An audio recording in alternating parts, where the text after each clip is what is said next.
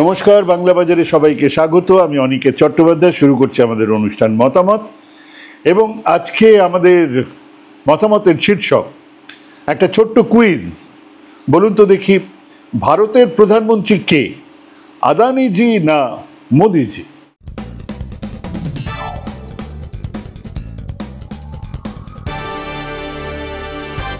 বাঘ বড় না ফেউ বড়?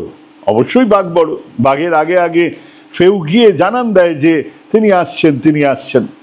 গব্বর সিং আসার আগে কালিয়া সম্ভারা যেমন আসতো, সবশেষে আমরা দেখেছি গব্বরকে ঘোড়া থেকে নামতে সেই আরে ও রামগড়কে বাসিও। কিন্তু সারা বিশ্বে রাষ্ট্রপ্রধানরা যান বিদেশে, সেই দেশের রাষ্ট্রপ্রধানের সঙ্গে কথা হয়, বিভিন্ন চুক্তি হয়। মোদিজির ব্যাপারটা আলাদা। উনি যান, উনি ফেরেন, তারপরে আদানিজি যান, তিনি চুক্তি করে ফেরেন। উনি সেই আসলি বাব্বার শের। বিশ্বাস হচ্ছে না? তাহলে কটা উদাহরণ দেওয়া যাক। জুন 2015-তে মোদিজি বাংলাদেশে গেলেন। হাসিনার সঙ্গে দেখা করলেন, কথাবার্তা হলো, হলো, হলো, সব হলো, ফিরে এলেন।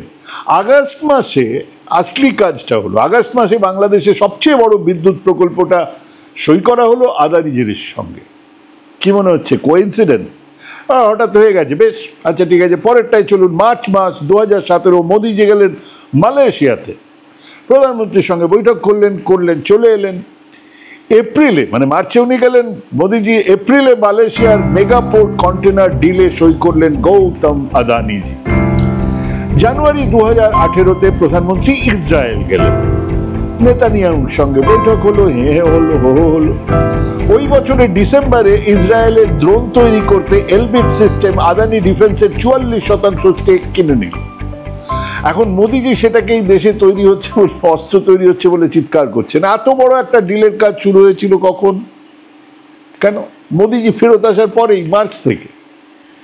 জানুয়ারি 2018-তে মোদিজি সিঙ্গাপুরে গিয়েছিলেন। জুলাইয়ে সিঙ্গাপুরের তেমসেক হোল্ডিং এর সাবসিডিয়ারি কোম্পানি কামাস ইনভেস্টমেন্ট আদানির কোম্পানিতে 1000 কোটি টাকা ইনভেস্ট করলেন। কি মজা, তাই না? ফেব্রুয়ারি 2020-তে মোদিজি শ্রীলঙ্কা গিয়েছিলেন। জুলাই 2020-তে শ্রীলঙ্কার সরকার আদানির হাতে একটা বন্দর তুলে দেওয়ার ঘোষণা করলেন, কিন্তু একেবারে পাকা ঘুটি কেঁচে গেল। কেন? শ্রীলঙ্কার অভ্যুত্থানের পরে নতুন রাষ্ট্রপ্রধান জানিয়েছেন সব খতিয়ে দেখে সিদ্ধান্ত নেওয়া হবে, তাই ওটা এখনো হয়নি। হয়ে যেত যদি আগের রাষ্ট্রপ্রধান থাকতো। জুন 2023 নেপালে গেলেন মোদিজি। জানুয়ারি 2024-এ কি হলো? ওলি সরকার ঘোষণা করলেন আদানি নেপালের এয়ারপোর্ট আর পাবলিক সেক্টরে বড় টাকা ইনভেস্ট করবে। রীতিমতো খবরের কাগজে ছেপে ঘোষণা। অক্টোবর 2023-এ মোদিজি তানজানিয়া গেলেন। বাস। মে 2024-এ 30 বছরের জন্য দার এস সালামে কন্টেনার টার্মিনালের দায়িত্বে আদানি পোর্টস।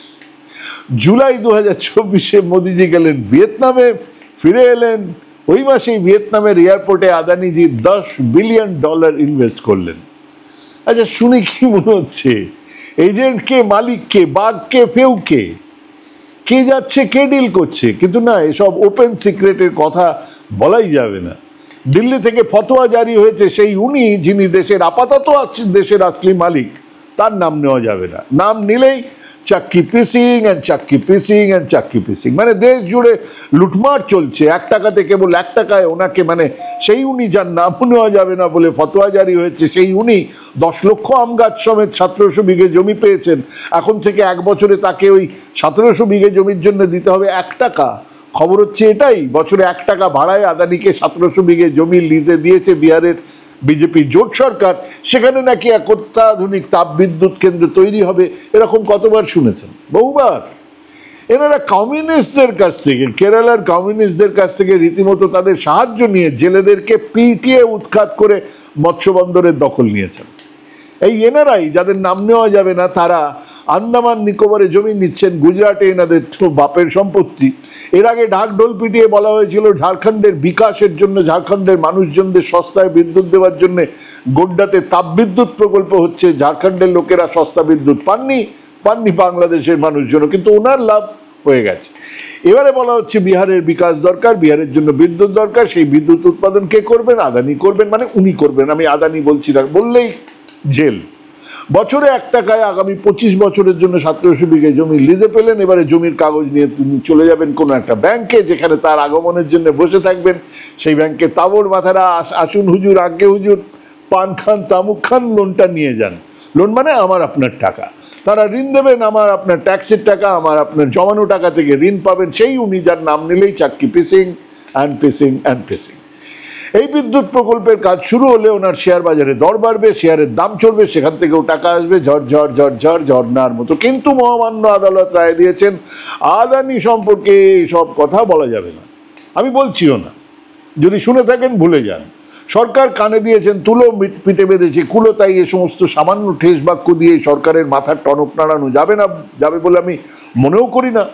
একটু খুলে বলি, ভারতের বাক ও মত প্রকাশের স্বাধীনতার উপরে একটা নতুন ধরনের আক্রমণের ঘটনা আমাদের সামনে এসেছে। এটা ঘটেছে দেশের অন্যতম বৃহৎ শিল্পগোষ্ঠী মোদি সখা আদানি এন্টারপ্রাইজের বিরুদ্ধে, মানে বাঘের বিরুদ্ধে ফেভার সাপোর্ট। সমালোচনামূলক একটা প্রতিবেদন, বেশ কিছু প্রতিবেদন প্রকাশের প্রেক্ষিতে ভারতের কেন্দ্রীয় তথ্য সম্প্রচার মন্ত্রক এক আদেশের ভিত্তিতে 138টা ইউটিউব ভিডিও এবং 83টা ইনস্টাগ্রাম পোস্ট মুছে ফেলার নির্দেশ দিয়েছে, যা গৌতম আদানি এবং তার ব্যবসায়িক সাম্রাজ্য নিয়ে করা হয়েছিল। আপনি ভাবুন, মোদিজির বিরুদ্ধে প্রচুর প্রচুর মেম ঘুরছে, প্রচুর ভিডিও ঘুরছে। কোথাও কি বলা হয়েছে যে মোদিজির এই সমস্ত মেম তুলে দিতে হবে? না। কিন্তু বাঘের বিরুদ্ধে লেখা যাবে না, ফেমের বিরুদ্ধে আপনি যা খুশি তাই বলুন, আসলি মালিকের বিরুদ্ধে কিচ্ছু লেখা যাবে না। এই নির্দেশ মূলত বিভিন্ন স্বাধীন সাংবাদিক এবং ডিজিটাল কন্টেন্ট যারা তৈরি করেন তাদেরকে পাঠানো হয়েছে, যাদের মধ্যে নিউজ লন্ড্রি আছে, দ্য ওয়ার আছে, সাংবাদিক রবিশ কুমার আছে, ধ্রুব রাঠি আছে, তাদের নাম আছে। কেন এই আদেশ এলো? ওই যে বাঘের আগে ফেউ। এই পদক্ষেপের পেছনে ছিল আদানি এন্টারপ্রাইজের করা একটা মানহানির মামলা। এই মামলার ভিত্তিতে উত্তর পশ্চিম দিল্লির একটা নিম্ন আদালত 6 সেপ্টেম্বর একটা এক্সপার্টি আদেশ জারি করেছে। মানে অন্য কেউ সেখানে ছিল না, অন্য কেউ নেই, আমরা আদেশ জারি করে দিলাম। আদালতের এই আদেশকে একতরফা বলা হচ্ছে কারণ এটা অভিযুক্ত সাংবাদিক এবং ডিজিটাল প্ল্যাটফর্মগুলোর বক্তব্য না শুনেই দেওয়া হয়েছিল। স্বাভাবিকভাবেই এই আদেশের বৈধতা নিয়ে তাৎক্ষণিকভাবে প্রশ্ন ওঠে এবং এই পদক্ষেপ নিশ্চিতভাবে স্বাধীন সাংবাদিকতাকে দমন করার জন্য এক প্রচেষ্টা, যা মত প্রকাশের স্বাধীনতার পরিপন্থী। কিন্তু এই আইনি লড়াই তো এখানেই শেষ হয়নি, শেষ হবেও না। আদেশের বিরুদ্ধে সাংবাদিক রবি নায়ার, আবির দাশগুপ্ত, রবিশ কুমার, অভিষেক ব্যানার্জি ইত্যাদিরা দিল্লির রোহিণী আদালতে আবেদন জানিয়েছেন।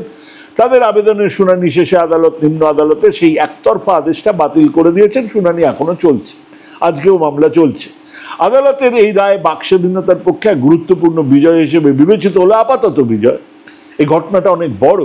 এক প্রশ্ন সামনে এসে, কেবল এক আইনি প্রক্রিয়া নয়, ভারতের বর্তমান রাজনৈতিক প্রেক্ষাপটে বাক স্বাধীনতার ক্রমশ ক্ষয়ে যাচ্ছে তা এখন খুব পরিষ্কার। আদানি গোষ্ঠীর এই আইনি পদক্ষেপ ছিল একটা সুপরিকল্পিত কৌশল। এর উদ্দেশ্য শুধু মামলা জেতা বা নিজেদের সুনাম রক্ষা করা নয়, বরং সমালোচনামূলক কন্টেন্ট দ্রুত সরিয়ে ফেলার একটা গ্যাগ অর্ডার, প্রকাশনা বন্ধের আদেশ আদায় করা। এর মাধ্যমে চূড়ান্ত রায় আসার আগেই গণমাধ্যম এবং স্বাধীন কণ্ঠস্বরকে সাময়িকভাবে হলেও দমিয়ে রাখা সম্ভব হয়। কর্পোরেট ক্ষমতা এবং রাষ্ট্রীয় ক্ষমতা, তথ্য সম্প্রচার মন্ত্রক মধ্যে বাঘ আর ফেউয়ের মধ্যে যেরকম একটা স্পষ্ট যোগসূত্র প্রমাণ করে, সেখানে রাষ্ট্রীয় প্রতিষ্ঠানগুলো প্রভাবশালী কর্পোরেটদের হয়ে মানুষের কণ্ঠ, প্রতিবাদী স্বরকে চুপ করানোর চেষ্টা করছে এবং আইনি লড়াইয়ের মাধ্যমে হয়রানি করার এই পদ্ধতিটা শুধু একটা দুটো মামলার মধ্যে সীমাবদ্ধ নয়। সাংবাদিক পরঞ্জয় গুহ ঠাকুর তার বিরুদ্ধে আদানি গোষ্ঠীর 6টা আলাদা আলাদা মামলা আলাদা আলাদা আদালতে চলছে। এই ধরনের আইনি হয়রানি, লিগ্যাল হ্যারাসমেন্ট, এখানে ডাকো, ওখানে পাঠাও, ওখানে ডাকো, ওই কোর্টে ডাকো, সারা দেশ জুড়ে তাদেরকে ডাকা হচ্ছে। সাংবাদিকদের উপর একটা তীব্র আক্রমণ আর্থিক মানসিক চাপ তৈরি করে। এর ফলে এক ধরনের একটা চিলিং এফেক্ট তৈরি, একটা ভয়ের পরিবেশ তৈরি হয়, যেখানে সাংবাদিকরা ভবিষ্যতে এরকম প্রভাবশালী ব্যক্তি বা গোষ্ঠী নিয়ে অনুসন্ধানী রিপোর্ট প্রকাশ করতে দ্বিধাবোধ করবেন বা সেই সম্ভাবনা তৈরিই হবে না। যদিও ভারতের সংবিধানে বাক স্বাধীনতা, মত প্রকাশের স্বাধীনতাকে একটা মৌলিক অধিকার হিসেবে স্বীকৃতি দেওয়া হয়েছে, কিন্তু তার কিছু ন্যায্য বাধা নিষেধ আছে। আর ওই বাধা নিষেধের কাজটাকে সামনে রেখে ওই ন্যায্য বাধা নিষেধ যা আছে সেটাকে ঢাল করে আসলে মানহানির আইন এই বাধা নিষেধের একটা গুরুত্বপূর্ণ অংশ, যা প্রায়শই অন্য সব দমনের কাজে লাগে। আপনি সত্যি কথা বলছেন, আপনার এগেনস্টে মানহানি মামলা ঠুকে দিলাম, আপনি আর সেই সত্যি কথাটা কোথাও প্রকাশ হবে না, কোনো খবরের কাগজ সেটাকে ছাপবে না। কারণ মামলা চলছে। এবার 2 বছর পরে মামলায় কি রায় বেরোবে, তখন ওই ঘটনাটা মানুষের কাছে আর ততখানি আকর্ষণীয় থাকবে না। অর্থাৎ আপনার বিরুদ্ধে আপনার এখনই যা বলার সেটাকে আপনি চুপ করে দিতে পারলেন। মানহানির মামলায় অভিযোগ প্রমাণ করার দায়িত্ব প্রায়শই অভিযুক্তের উপর বর্তায়, অর্থাৎ সাংবাদিককে প্রমাণ করতে হয় যে তার প্রকাশিত তথ্য সত্য এবং সেটা একটা কঠিন ব্যয়বহুল প্রক্রিয়া এবং তার অনৈতিকও বটে। আমি কি করে আমার সোর্স আমাকে জানিয়েছে, আমি কি করে আমার সোর্সকে ডিক্লেয়ার করে দেবো? আমি বলে দেবো যে আমি ওখান থেকেই জেনেছি, আদানির অফিসে বসে একজন আমাকে খবর দিচ্ছেন, আমি বলে দেবো যে উনি খবর দিচ্ছেন, দেওয়া যায়? কর্পোরেট সংস্থা এবং প্রভাবশালী ব্যক্তিরা এই আইনের দুর্বলতার সুযোগ নিয়ে একে একে শাস্তিমূলক হাতিয়ার হিসেবে এটাকেই ব্যবহার করে যাচ্ছে। ঠিক তাই আন্তর্জাতিক মানবাধিকার গণমাধ্যম বিষয়ক সংস্থাগুলো ভারতের বাক স্বাধীনতা এবং গণমাধ্যমের অবস্থার যে ক্রমশ নিচে যাওয়ার যে ছবি তুলে ধরছে সেটা ভয়ঙ্কর। রিপোর্টার্স উইদাউট বর্ডার্স তাদের ওয়ার্ল্ড প্রেস ফ্রিডম ইন্ডেক্সে ভারতের অবস্থান 2016 সালে 133 থেকে 2023-এ 161-তে নেমে আসার কথা জানিয়েছে। 2024-2025-এও ভারতের অবস্থা নিম্নগামী, নিচের দিকেই নামছে। ফ্রিডম হাউস তাদের ফ্রিডম ইন দ্য ওয়ার্ল্ড প্রতিবেদনে ভারতকে আংশিকভাবে স্বাধীন, পার্শিয়ালি ফ্রি হিসেবে চিহ্নিত করেছে। আমরা 47 সালে স্বাধীনতার লড়াই করেছিলাম, আমরা 2024 সালে এখন পার্শিয়ালি ফ্রি, আমাদের ফ্রিডম প্রেস হচ্ছে পার্শিয়াল। এই প্রতিবেদনগুলো বলছে যে মূলধারার অনেক গণমাধ্যম এখন রাষ্ট্রীয় কর্পোরেট চাপের কারণে সেন্সরশিপ বা নিজেদের ওপর নিজেরাই নিষেধাজ্ঞা আরোপ করেছে বা তারা প্রভু ভজনা করছে, গদি মিডিয়া।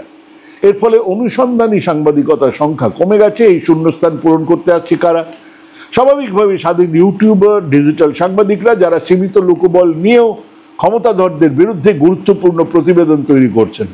আমরা আমাদের কথাটা সত্যিভাবে বলার চেষ্টা করছি, সত্যি কথাটা বলবো, যে কোনো কস্টে বলবো, যে কোনো মূল্যে বলবো। অন্যরা পারছে না কেন? গোটা অফিসে সবার মাইনে, সবার চাকরি, সবার ভবিষ্যৎ, আর এখানে আমি করছি। পুরবেন তো পুরুন, আমাকে জেলে পুরুন, যা হবে দেখা যাবে। তাই আপাতত তাদের উপর নেমে আসছে আক্রমণ। কাজেই ফেউ কিংবা বাঘের গল্প বলা যাবে না, বলে ফেললে মুছে দিতে হবে। কোনো প্রশ্ন নয় জটায়ু, কোনো প্রতিবাদ নয়। যা করা যাবে না সেগুলো তো বললাম, এবারে আসুন যেটা করতে হবে সেটা জেনে নেওয়া যাক। মানে আদানির বিরুদ্ধে আপনি কিছু বলতে পারবেন না, ওনার নামও নিতে পারবেন না, কিন্তু যেটা করতে হবে সেটাও জানিয়ে দেওয়া হয়েছে।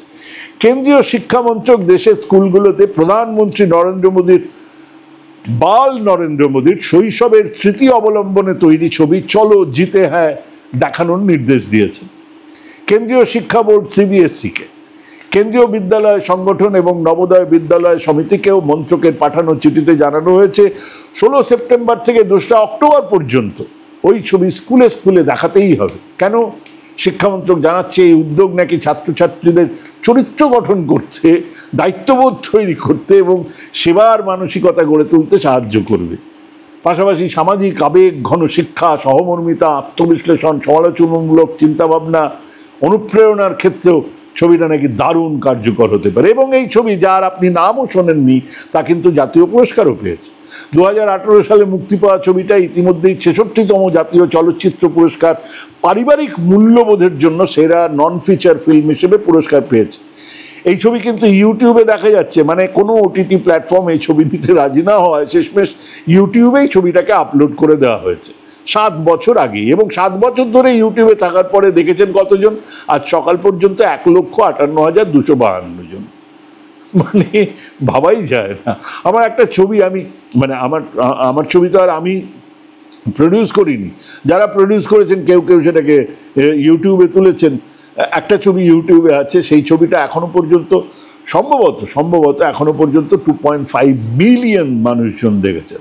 আমি বলছি না যে আমি খুব বিরাট ভালো ছবি তৈরি করেছি, কিন্তু দেশের প্রধানমন্ত্রীর জীবনী নিয়ে, বাল নরেন্দ্রের ছবি নিয়ে একটা ছবি, সেটা এখনো পর্যন্ত 7 বছর ধরে 1,58,000 ছবি মানুষ মাত্র দেখেছেন। সেই ছবিতে কে আছে, কি আছে? আছে নরেন্দ্র, এক বালক যে স্বামী বিবেকানন্দের লেখা পড়ে উদ্বুদ্ধ, আর ভগৎ সিং সুখদেব, রাজগুরুর আত্মত্যাগ তার কাছে আদর্শ। হ্যাঁ, ছেলেটি বাডনগর রেল স্টেশনে প্যাসেঞ্জারদের চা বেচে বেড়ায়, মাঝে মধ্যে স্কুলেও যায়। ঠিক ধরেছেন, নরেন্দ্র মোদীজি নিজে মুখে বলা জীবনগাথা। কিন্তু প্রশ্ন কেবল 3টে রইল। অনেক প্রশ্ন আছে, আপাতত তিনটে প্রশ্ন। স্বামী বিবেকানন্দের জীবন যার প্রেরণা, সে কিভাবে আরএসএস করা শুরু করলো? যে মানুষ চেয়েছিলেন ইসলামের দেহ আর হিন্দুর মস্তিষ্ক, সেই বিবেকানন্দের অনুপ্রেরণায় কিভাবে একজন আরএসএস কর্মী হয়? এটা 1 নম্বর প্রশ্ন। 2 নম্বর হচ্ছে ভগৎ সিং, সুখদেব, রাজগুরু, যারা হিন্দুস্তান সোশ্যালিস্ট রিপাবলিকান পার্টির 3 নেতা, যার আদর্শ, তিনি কোন লক্ষ্য নিয়ে আরএসএস যোগ দিয়েছিলেন? আরএসএস এর সঙ্গে সমাজতন্ত্রের যোগসূত্রটা কোথায়? 3 নম্বর, নরেন্দ্র মোদী যে ভাটনগর স্টেশনে চা বিক্রি করতেন বলে জানিয়েছিলেন, ছবিতে সেই ভাটনগর স্টেশন দেখানো হয়েছে, কিন্তু সমস্যা হলো সেই ভাটনগর ট্রেন থামা শুরু হয়েছিল যখন, তখন মোদীজি যুবক, ইতিমধ্যেই আমেরিকার 27টা অঙ্গরাজ্য ঘুরে এসছেন, তারপরে ওখানে চা বিক্রি করতেন শিশু নরেন্দ্র মোদী।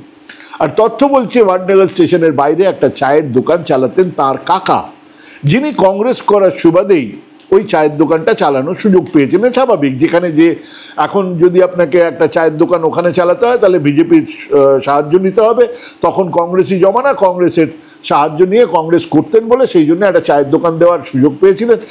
হ্যাঁ, হতেই পারে যে সেই দোকানে নরেন্দ্র মোদী কখনো কখনো গিয়েছেন। আর এইখানে বলে রাখি, গুজরাটের মোদঘাঁচি কমিউনিটি থেকে এসেছেন মোদীজি, যে মোদঘাঁচিরা অন্যতম সম্পদশালী কমিউনিটি আছে, তারা বেশ বড় লোক, এবং এক স্কুল ড্রপ আউটের জীবনী এখন স্কুলে পড়াতে হবে, সেটাই দেশের দুর্ভাগ্য। হ্যাঁ, উনি যিনি চুরি করেছেন তার নাম নেওয়া যাবে না, আর ইনি যিনি মিথ্যের পর মিথ্যে বলে চলেছেন, মিথ্যের পর মিথ্যে বলে চলেছেন, যিনি a+2 হোল স্কোয়ারে এক্সট্রা 2ab খুঁজে পান, যার বিশ্ববিদ্যালয়ে বা পড়াশুনোর ডিগ্রি দেখাতে যার আপত্তি আছে, তার জীবনী দেখাতে হবে কোথায়?